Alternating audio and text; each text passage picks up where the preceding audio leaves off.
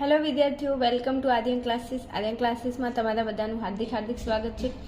ચલો વિદ્યાર્થીઓ, આપણે ધોરણ 12 તત્વજ્ઞાનમાં ચેપ્ટર 2 દલીલનું રૂપ અને દલીલનું પ્રામાણ્ય આપણે ભણી રહ્યા છીએ. એમાં આપણે એક વિડીયો અપલોડ કર્યો હતો પ્રસ્તાવનાનો, અને આજે આપણે મનોયત્ન 2.1ના જે તમને 10 પહેલા પ્રશ્નની અંદર તમને જે 10 રૂપમાળખાના સ્થાનાપતિ નિદર્શનો પૂછ્યા છે એ આજે આપણે મનોયત્ન 2.1 સોલ્વ કરવાના છીએ. ઓકે, ચલો ફટાફટ ટોપિકમાં આવી જાઓ.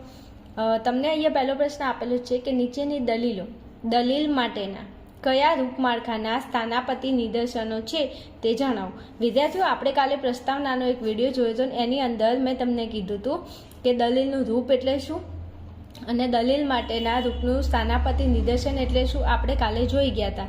તો હવે વિદ્યાર્થીઓ, કાલે આપણે જે રૂપ હતું એમાંથી આપણે દલીલ લાવી હતી. કાલના વિડીયોમાં તમે ચેક કરજો તો તમને આ વિડીયોમાં ખબર પડશે ઓટોમેટિક. કાલે જે રૂપ હતું આ રૂપમાંથી આપણે શું લાવી હતું? દલીલ લાવી હતી. અને આજે દલીલ છે, દલીલમાંથી તમારે શું લાવવાનું છે તો કે રૂપ લાવવાનું છે. તત્વજ્ઞાનની અંદર તમને જવાબ આવડતો હશે પણ પ્રશ્નમાં ખબર પડશે નહીં, એટલે ખાસ પ્રશ્નને વ્યવસ્થિત ચેક કરી લેવો કે આ શું કહેવા માંગે છે. હવે તમને કીધું છે કે નીચેની દલીલો એટલે આ દલીલો છે. દલીલ માટેના કયા રૂપમાળખાના સ્થાનાપતિ નિદર્શનો છે તે જણાવો. આ દલીલો છે ને આ દલીલ માટેનું રૂપ કયું બને છે? દલીલ માટેનું કયું રૂપ બને છે તમારે અહીંયા લખવાનું છે, જે મેં અહીંયા લખી દીધું છે. પહેલાં વિડીયો બનાવ્યો હતો પણ એકચ્યુઅલી પ્રોબ્લેમ થતો એના હિસાબે આટલું લખાઈ ગયું છે, વાંધો નહીં. ચલો હું તમને સમજાવું છું. હવે વિદ્યાર્થીઓ, આ દલીલ આપેલી છે. ઓકે, હવે દલીલની અંદર આ બધા વિધાનો છે. આ બધા શું છે? વિધાનો. કે કલાપી કવિ છે, આ વિધાન છે. કલાપી કલ્પનાશીલ છે, આ પણ વિધાન છે. કલાપી કવિ છે, કલાપી કલ્પનાશીલ છે, આ બધા વિધાનો છે. દલીલ શેની બને? વિધાનોની બને. ઓકે, દલીલની અંદર વિધાનો હોય. હવે તમે જ્યારે પણ દલીલનું શું લાવવું હોય, તમારે દલીલ માટેનું રૂપ લાવવું હોય તો દલીલની અંદર પહેલાં કેટલા વિધાનો છે, કેટલા સાદા વિધાનો છે એ ચેક કરો. હવે સાદા વિધાનો જેટલા હોય એટલા તમારે પરિવર્તી વાપરવાના. કેટલા? પરિવર્તી. જેટલા સાદા વિધાનો હોય એટલા તમારે પરિવર્તીનો ઉપયોગ કરવાનો. હવે પરિવર્તી એટલે શું? તો પહેલા ચેપ્ટરમાં આપણે ભણી ગયા છીએ કે પરિવર્તી એટલે જેને સ્થાને કોઈ પણ વિધાન મૂકી શકાય. એવું તો પરિવર્તી એટલે જેમાં તમે નાના અક્ષરો, સ્મોલ અક્ષરો એથી લઈ અને ઝેડ સુધીના નાના અક્ષરોનો ઉપયોગ કરો. તો એથી લઈ અને ઝેડ સુધીના જે અક્ષરો છે, નાના અક્ષરો, એને તમે શું કહેશો તો કે અમે પરિવર્તીઓ કહેશું. ઓકે, હવે આ પરિવર્તીનો ઉપયોગ કરીને તમારે શું કરવાનું છે? આ જે વિધાનો છે ને વિધાનોની જગ્યાએ તમારે પરિવર્તી મૂકી અને દલીલ માટેનું રૂપ લાવવાનું છે. જેટલા સાદા વિધાનો હોય એટલા પરિવર્તીનો ઉપયોગ કરવાનો. સૌથી વધારે મેં તમને કીધું હતું કે PQRS આ 4 પરિવર્તીઓનો સૌથી વધારે ઉપયોગ થાય છે. એટલે આપણે પણ આ 4 પરિવર્તી PQRSનો ઉપયોગ કરીને શું કરીશું તો કે દલીલ માટેનું રૂપ લાવીશું. ઓકે, હવે આપણે એ જોવાનું છે સૌથી પહેલાં કે આ દલીલની અંદર કેટલા સાદા વિધાનો આપેલા છે.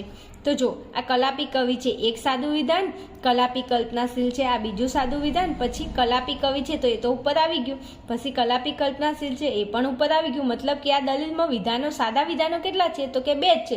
તો 2 સાદા વિધાનો હોય તો પહેલાં Pનો ઉપયોગ કરો, પછી Qનો ઉપયોગ કરો.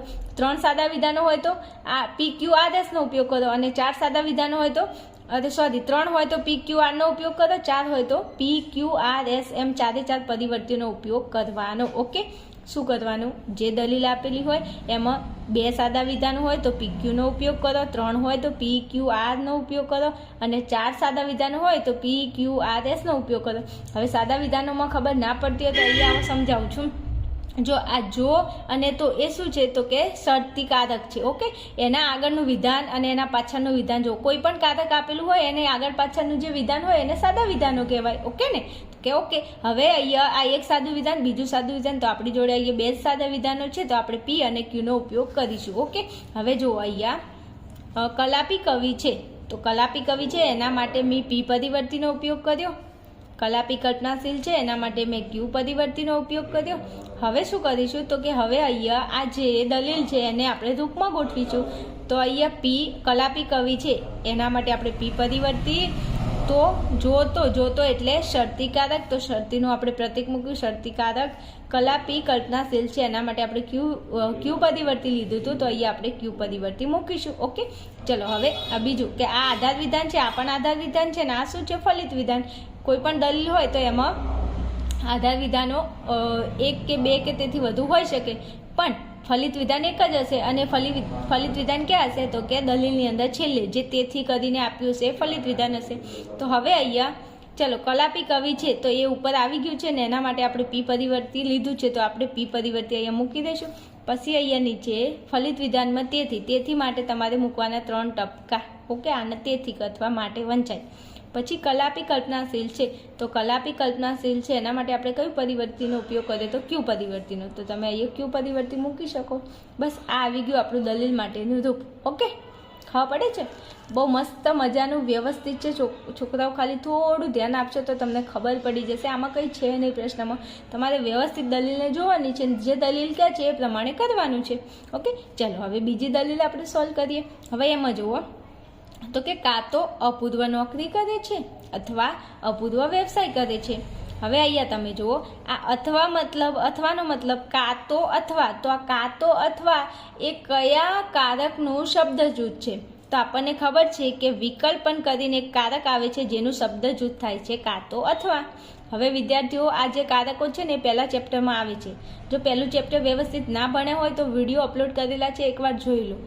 જો તમને કારકો વ્યવસ્થિત આવડતા હોય તો આમાં તમને કોઈ તકલીફ પડે નહીં, પણ કારકો ના આવડતા હોય પછી હું વિકલ્પન શરતીને આ બધું બોલું ક્યાંથી આવ્યું? આ બધું તો પહેલા ચેપ્ટરમાંથી આવ્યું. જરા જાકે ચેક કરકે આવું પહેલા ચેપ્ટર. ચલો હવે અહીંયા વિકલ્પન છે. હવે આમાં પહેલાં જુઓ, પહેલાં કારક નક્કી કરી નાખ્યું તો કે વિકલ્પન છે તો મૂકી દીધું વિકલ્પન.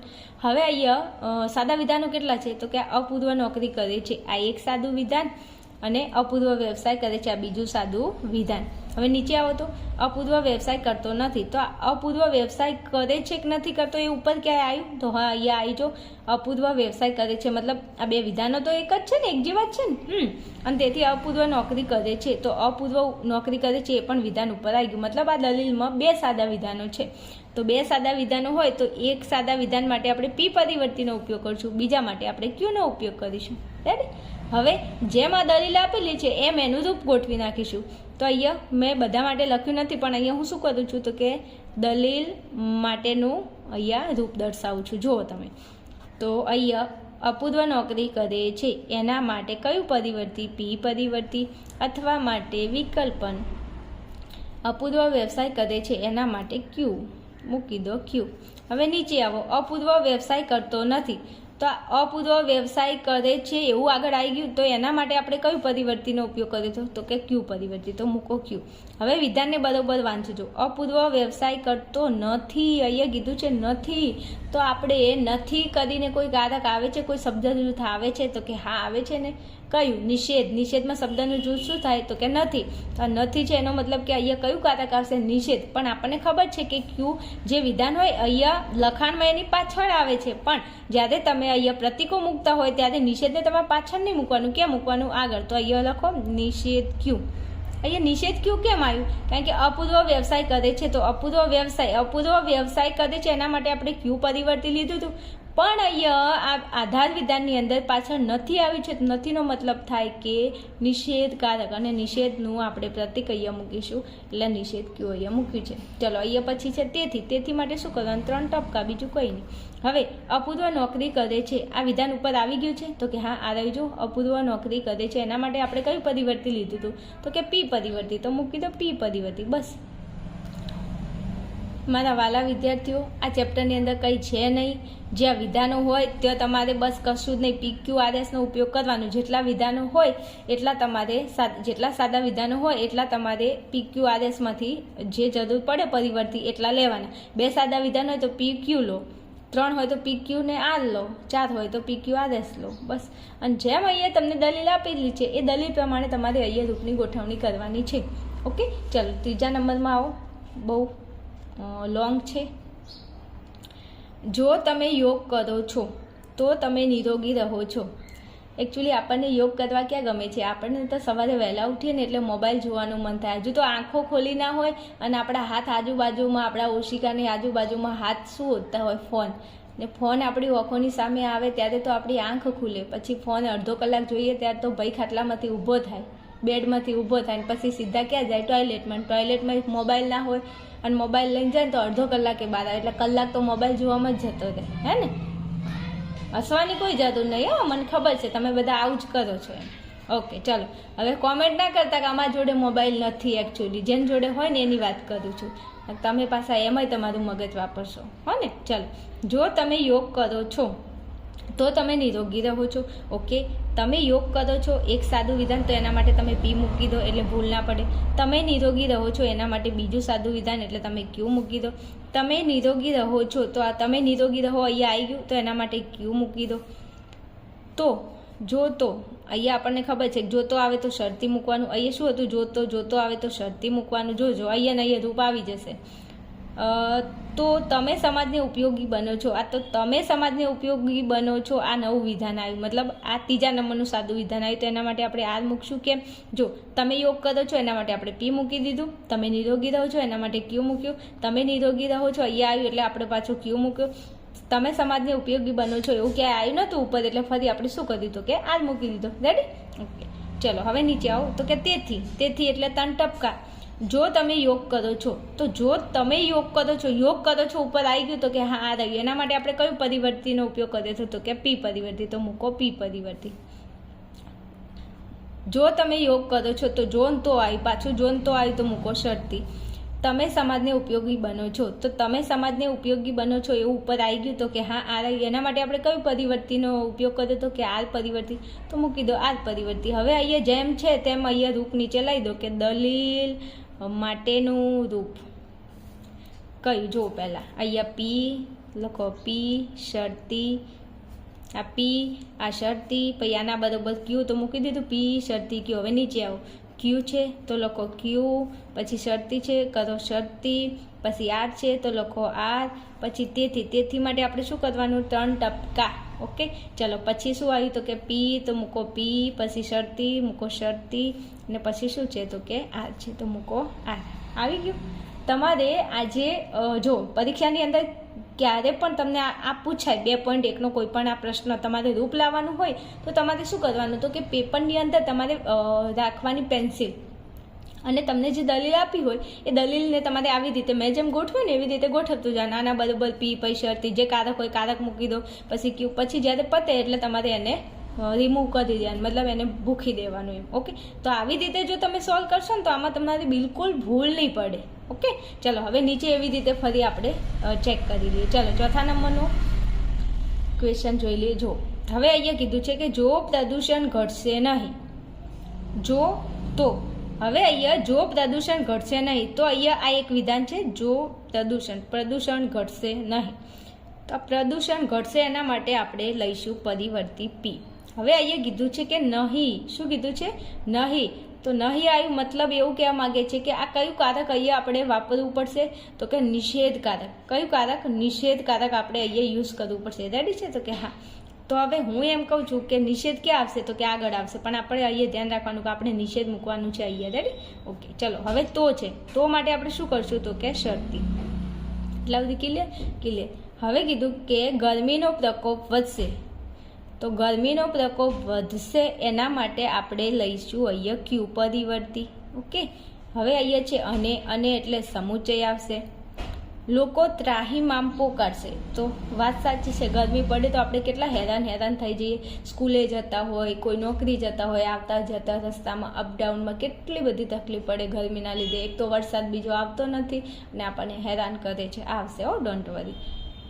ધરતી ઉપર જ્યારે પાપ વધી જાય ત્યારે કોઈ અવતાર ધરીને આવે છે, આવું કંઈક મેં સાંભળ્યું હતું.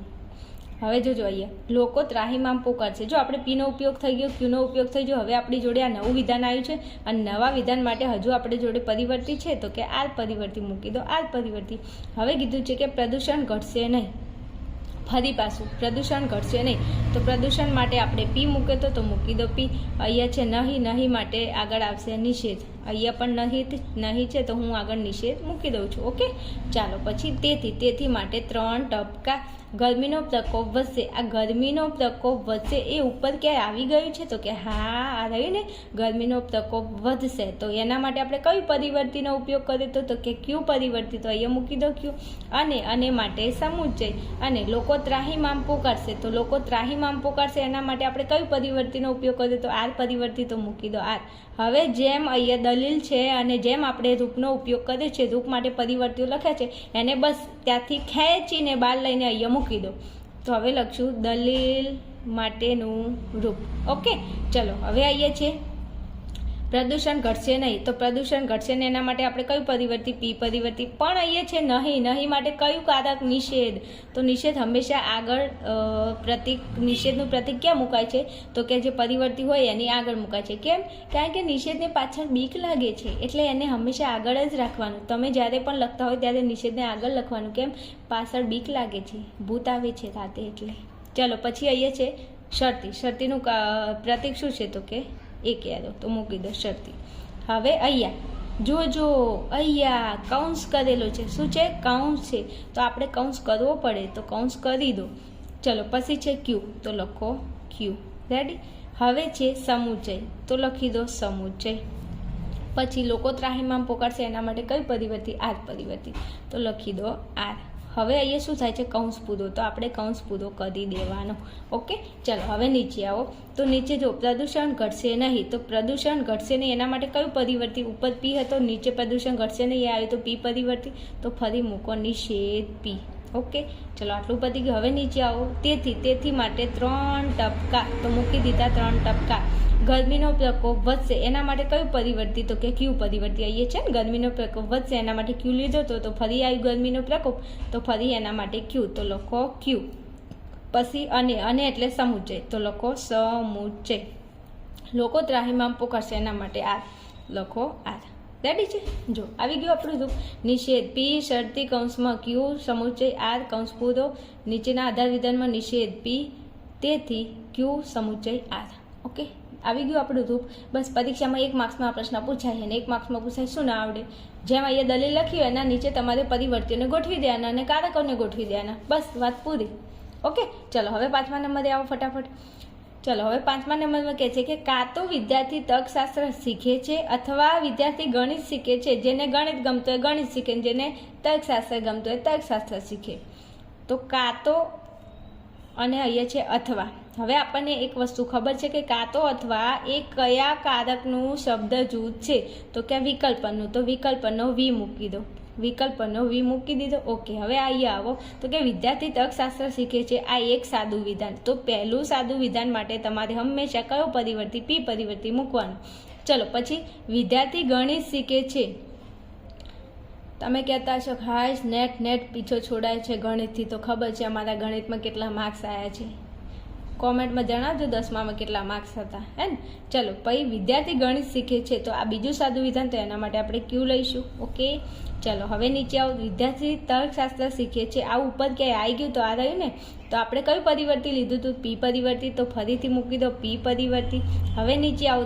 તેથી માટે 3 ટપકા. વિદ્યાર્થી ગણિત શીખતો નથી, તો વિદ્યાર્થી ગણિત શીખે છે એના માટે આપણે કયું પરિવર્તી લીધું હતું? ક્યુ. તો અહીંયા રાખો ક્યુ. પણ અહીંયા જુઓ નથી, જો છે આપેલું હોય તો એના માટે કંઈ હળી કરવાની થતી નથી.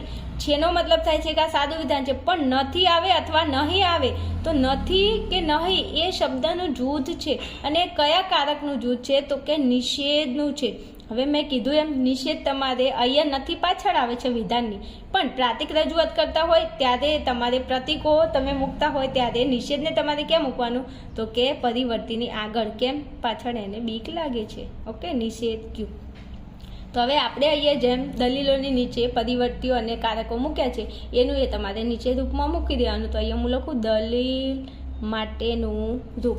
ઓકે, ચલો પહેલાં શું છે? તો કે પી, તો પીનો પી, પછી અહીંયા વિકલ્પનનો વી, પછી વિદ્યાર્થીઓ ગણિત શીખે છે એના માટે આપણે ક્યુ પરિવર્તી લીધું, તો લખો ક્યુ. ચલો પછી નીચે આવો. નીચે શું છે? તો કે એકલો પી, તો દવા દો પી. પછી તેથી માટે 3 ટપકા. હવે વિદ્યાર્થી ગણિત શીખતો નથી, તો એના માટે આપણે હતું ક્યુ. ક્યુ પરિવર્તી ઉપર લીધું હતું. વિદ્યાર્થી ગણિત શીખે છે એના માટે ક્યુ તો લીધું હતું, પણ અહીંયા કીધું કે નથી, તો નથી માટે આવે નિષેધ, તો મૂકી દો નિષેધ. તો જો પી વિકલ્પન ક્યુ, પી તેથી નિષેધ ક્યુ. કયો આ અહીંયા વિકલ્પન છે? આ નિયમ કયો છે અનુમાનનો? તો કે ડીએસનો નિયમ છે, દેખાય છે ને, વિકલ્પન આવે છે, વિકલ્પન આવે એટલે નિયમ કયો હોય, ડીએસનો નિયમ હોય. ઓકે, ચલો આપણે 1 થી લઈ અને 5 અહીંયા રૂપ માળખું જોઈ લીધું. હવે આપણે આગળ 6 થી લઈ અને 10 આગળના વિડીયોમાં જોઈ લઈશું. ઓકે, ત્યાં સુધી તમે જોતા રહેશો આદિયન ક્લાસીસ અને તમારા મિત્રોને આપણા વિડીયો શેર કરતા રહેજો. ચેનલને સબસ્ક્રાઇબ કરી લેજો અને તમારા મિત્રો સુધી ચેનલને પણ ફોરવર્ડ કરજો, તો અવનવા વિડીયો તમારા માટે આવતા રહેશે. ઓકે, ચલો મળીએ નેક્સ્ટ વિડીયોમાં. ત્યાં સુધી જોતા રહો Adiyan classes. Thank you and thanks for watching my video.